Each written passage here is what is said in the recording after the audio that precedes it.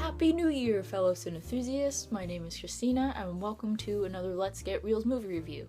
Today is Classic Movie Thursdays, my version of Throwback Thursdays.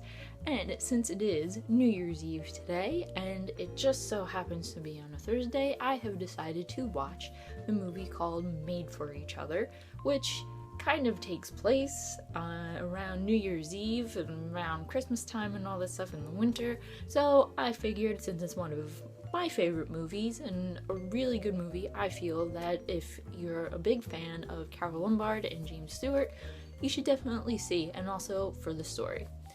John, played by James Stewart, is a somewhat successful lawyer. He works for a law firm and he has the potential to make it as a partner.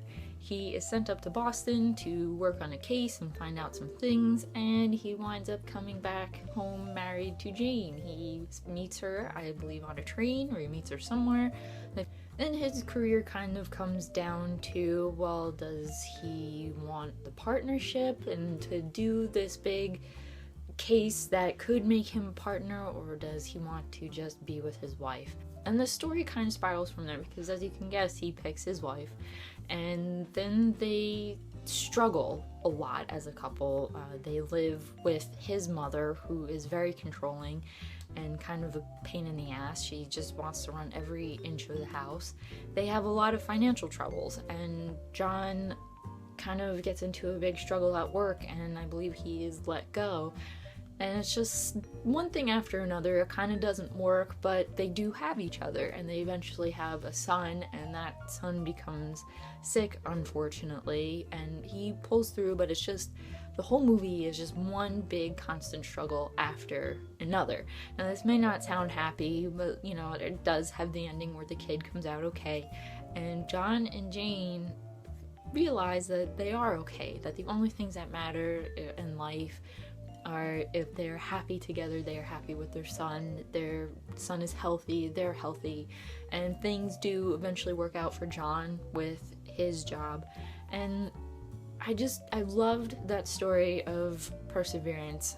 It reminds me a bit of me and my family and a lot of the things that we've gone through. We've always had to struggle to make ends meet, and a whole bunch of other things. My life has just been a big constant up and down of happiness and sadness and, you know, missed opportunities and great opportunities and, you know, things just spiraling out of control in certain times. But, you know, we've just always had each other. My family's very close, and, you know, we're always there for each other, and it just reminded me a lot of all the things that we've been through, and I really like the story for that because you don't see that. And I think that was very realistic. I greatly enjoyed the story because it was so realistic, and this was made in 1939, in the year that you had Gone with the Wind, The Wizard of Oz, and The Women, and all these other great movies. And, you know, Made for Each Other is not glamorous. There is no grandeur to it like Gone with the Wind, Wizard of Oz, The Women, any other movie you can probably think of in 39. But it just did have that feeling like you're going to be okay, and I think that was a great message, you know, that was needed at that time. And then 70 something years later, you know, we all need it. Nothing has really changed in the world with things, with, you know, losing jobs, all this stuff. And I think that's what makes this movie kind of a standout for 1939, is that it wasn't so big budgeted and all that. I am not a huge James Stewart fan. He kind of drives me up the wall a little bit, but I did like his performance in this.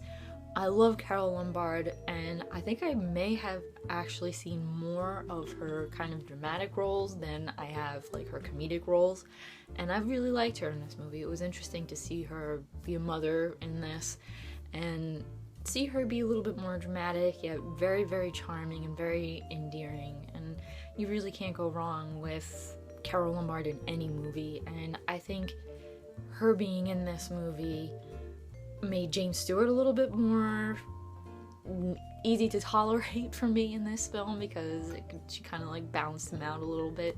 I say definitely see Made for Each Other. It is a very good film. I've read a lot of reviews that say just watch Made for Each Other if you are a Carol Lombard or James Stewart completist.